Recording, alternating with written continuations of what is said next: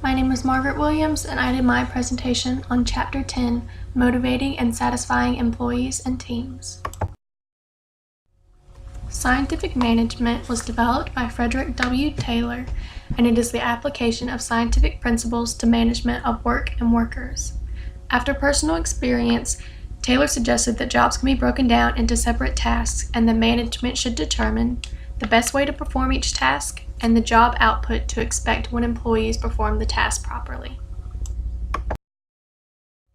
The Hawthorne studies were two separate experiments conducted by Elton Mayo. The first one tested the effects that lighting had on productivity, and the second experiment focused on the effectiveness of the piece rate system in increasing the output of groups of workers. The first one showed that results showed that productivity increased in both varying lights and regular lights, and the second one, productivity remained the same. Abraham Maslow believed that humans were wanting beings who seek to fulfill needs.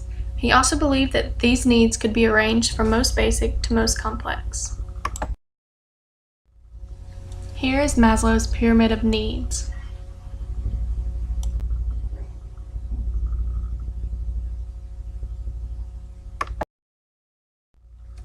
Frederick Herzberg realized that there are two different dimensions to job satisfaction and dissatisfaction: motivation and hygiene factors. Some examples of motivation include achievement, recognition, advancement, and the work itself. Some examples of hygiene factors include supervision, pay, job security, and company policies and administration. Before the motivation hygiene theory, it was believed that the opposite of satisfaction is dissatisfaction. But that's not really true. They are totally different dimensions, as proven in Herzberg's theory.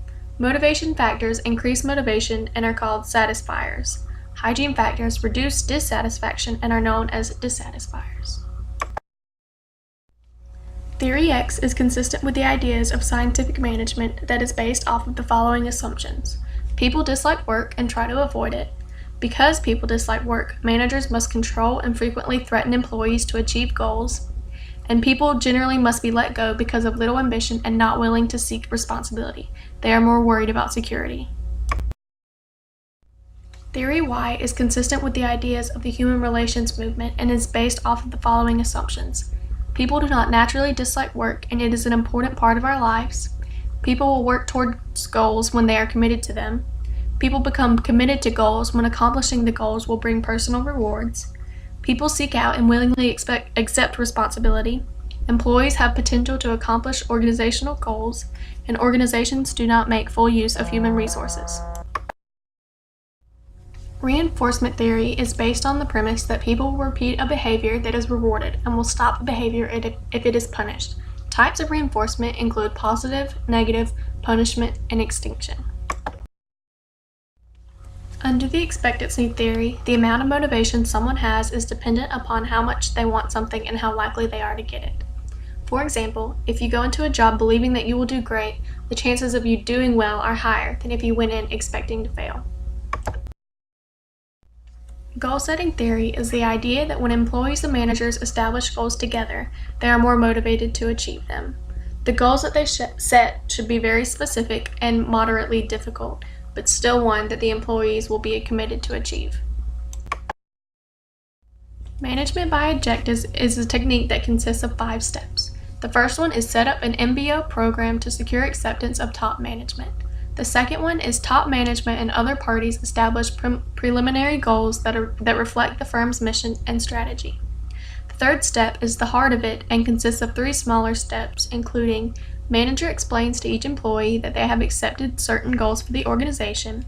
Manager meets with employees individually to establish employee individual goals. Manager and employee decide what resources the employee needs.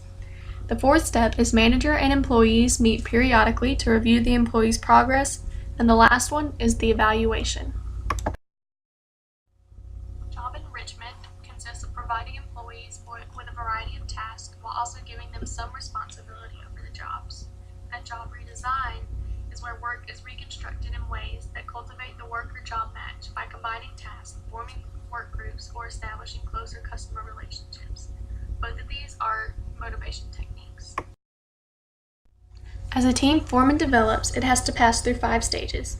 Forming is the first one, and it is when team members are introduced to each other and start to develop a social dynamic.